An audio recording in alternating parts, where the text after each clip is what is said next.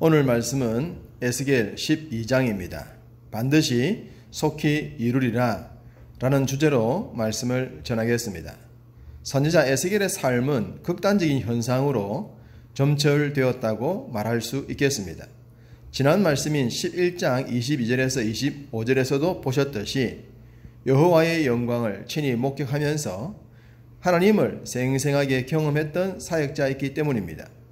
이런 체험은 1장부터 지속적으로 반복이 되었습니다. 그러니 얼마나 영광스러운 마음이었을까요? 그렇지만 말을 하지 못하는 자가 되거나 쇠똥으로 구운 빵을 먹고 밧줄에 묶여서 잠을 자야 했던 신체적 고통도 그 못지않게 병행을 해야 했던 선지자였습니다.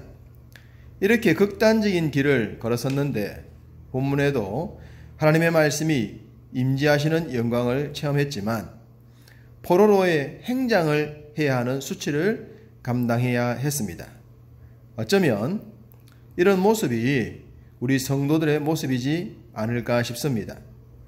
우리가 믿음으로 인생을 살고자 결심하는 순간 하나님의 기준에 내 삶을 맞추고자 할 때에 에스겔의 삶이 우리의 삶이 되지 않는가 싶습니다.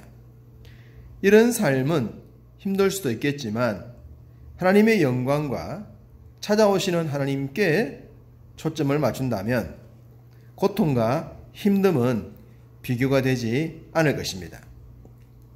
3절 인자야 너는 포로의 행장을 꾸리고 낮에 그들의 목전에서 끌려가라. 내가 내 처소를 다른 곳으로 옮기는 것을 그들이 보면 비록 반역하는 족속이라도 혹 생각이 있으리라. 포로의 행장이란 포로로 잡혀가는 상태를 의미하겠죠. 어느 시대나 전쟁 포로는 인간 대접을 받지 못했습니다. 현대전에선 포로에 대한 제네바 협정이라는 것이 있습니다. 포로라고 하더라도 최소한의 지켜야 할 것은 지켜야 한다는 규약입니다. 그런데 이런 법칙이 잘 지켜지겠습니까? 내 가족과 내 민족을 겁탈하고 죽인 자들에게 긍휼을 베풀기란 쉽지 않습니다. 또한 지속적인 전쟁이 이어지는데 그들을 어떻게 정상적으로 대할 수가 있겠습니까? 다행히 전쟁이 끝났다면, 그래서 포로로 잡혀가는 경우라면 조금은 다를 수가 있겠죠. 요즘도 그러한데 지금부터 2500년 전에는 어떠했을까요? 상상을 할 수가 없었지 않겠습니까? 짐승만도 못하게 취급당하다가 폐기 처분되었을 것입니다. 하나님은 지금 에스겔에게 그 모습을 연출하라고 하셨습니다. 에스겔을 보고 있는 자들은 이미 2차 포로로 바벨론에 잡혀온 자들입니다. 포로된 경험을 했던 자들이란 말이죠. 그렇기 때문에 그들에게 에스겔의 이런 모습은 두 번 다시 보기 싫었지 않겠습니까? 그런데도 그 가슴 아프고 상상도 하기 싫은 모습을 에스겔이 재현하고 있는 것입니다. 백성들이 어떤 생각을 하게 되었을까요? 하나님은 선지자가 이런 모습을 보이면 그들에게도 반드시 무엇인가 생각하게 될 것이라고 기대를 하셨습니다. 그래서 3절 마지막에 그들이 보면 비록 반역하는 족속이라도 혹 생각이 있으리라 하셨던 것입니다. 최소한의 생각, 최소한의 믿음이 있다면, 하나님을 생각한다면, 자신들의 삶을 돌아보거나 무엇인가 잘못되었다는 느낌이 들면 생각을 해야 하는 것이란 말씀입니다. 그것이 사람이요, 그것이 최소한의 믿음의 증거입니다. 현재 이스라엘은 2차 포로까지 잡혀왔지만 아직 마지막 포로인 3차가 남아 있었습니다. 에스겔의 포로 행장은 과거의 모습이 아니라 장차 임할 미래의 모습이었습니다.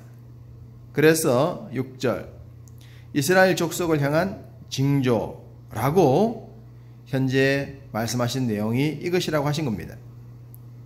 끝난 것을 말씀함이 아니라면 무엇일까 생각 좀 해보라는 것입니다.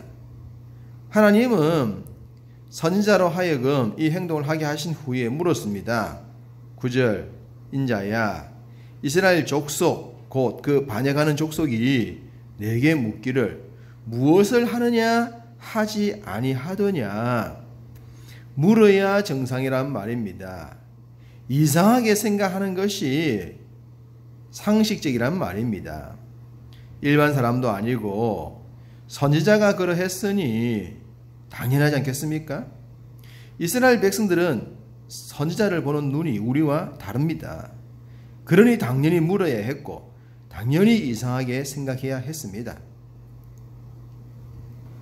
그들은 에스겔의 그 모습에 하나님께서 말씀하신 것처럼 질문을 했었는지는 모르겠습니다만 하나님은 이후 그들이 또다시 바벨론에 포로로 잡혀가게 될 것이라는 말씀을 아주 길게 하십니다. 에스겔의 이 모습이 단순한 퍼포먼스, 즉 그냥 보여주는 것으로 끝나는 것이 아니란 말씀이죠. 잡혀간 땅에서 죽을 것이고 칼과 기근과 전염병에서 겨우 살아남은 자들이 자신들의 잘못을 인정하게 될 것이라고도 하셨습니다. 이러한 흐름을 볼 때 선지자의 이런 모습을 봐도 그들은 무덤덤하지 않았을까 싶습니다. 그 근거를 댈 수 있는 두 구절을 볼 수 있습니다. 2절 인자야 내가 반역하는 족속 중에 거주하는도다. 그들은 볼 눈이 있어도 보지 아니하고 들을 귀가 있어도 듣지 아니하나니 그들은 반역하는 족속임이라. 이스라엘 백성들은 볼 수 있는 눈과 들을 수 있는 귀를 가지고 있어서도 보지도 않았고 듣지도 않았다고 말씀하고 있습니다. 우리 예수님께서 피리를 불어도 춤추지 않고 애곡을 하여도 울지 않는 이스라엘 백성들을 탓하신 적이 있습니다. 지금 이스라엘 모습이 그러합니다. 그들은 한마디로 반역하는 족속이었습니다. 어쩌면 포로 행장으로 끌려다니는 모습을 보이는 선지자에게 눈길도 주지 않았을까도 싶습니다. 남일로 생각할 수 있다는 것이죠. 만약 그러했다면 도대체 무엇으로 이스라엘을 생각하게 하고 돌아서게 할 수 있을까요? 진짜로 망하는 것밖에는 다른 방도가 없지 않겠습니까? 두 번째 근거로 볼 구절은 속담입니다. 21절 이하에 날이 더디고 모든 묵시가 사라지리라는 속담을 당시 백성들이 노래하고 있었습니다. 현재 자신들이 포로로 잡혀온 곳으로 징벌은 끝이 났고 더 이상의 징벌이나 멸망은 없을 것이라는 이야기입니다. 그랬기 때문에 선지자가 어떤 예언을 해도 어떤 행동을 해도 그들은 보지도 듣지도 않았고 관심도 갖지 않았던 것입니다. 이 정도 되면 지치지 않겠습니까? 누가 먼저 지칠까요?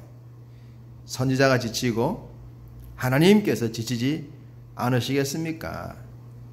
그래서 하나님은 강력하게 선포하셨습니다.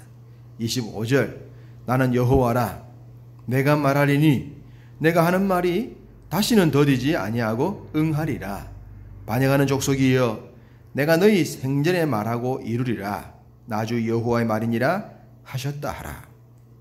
듣지도 않고 보지도 않으며 묻지도 않고 생각지도 않는 자들을 향해 아주 분명하고도 강력하게 말씀을 하셨습니다.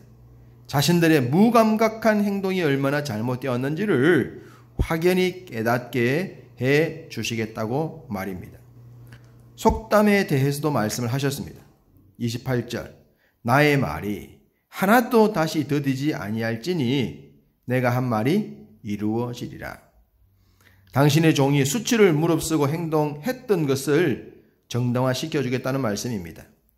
기회를 주시는 하나님을 진노케 했던 이스라엘 백성들에게는 화가 도래하고 있다는 말씀을 아울러 하고 계십니다. 하나님은 지금도 우리에게 기회를 주십니다. 말씀 앞에 새로워지리라고 말입니다. 우리에게 생각하라고 말씀입니다. 듣고 보라고 말입니다. 아직까지 기회가 있다는 말씀입니다. 그러나 이 기회가 영원한 것은 아니지 않겠습니까? 후회 막심한 날에 그때 그랬으면 좋았을 걸 하지 말고 지금 결단합시다. 지금이, 오늘이 우리에게 주어진 최고의 기회의 날입니다. 오늘 하루 들은 말씀 생각하고 행동하여 말씀 앞에 더욱 새로워지는 여러분 다 되시기를 주님의 이름으로 축복합니다.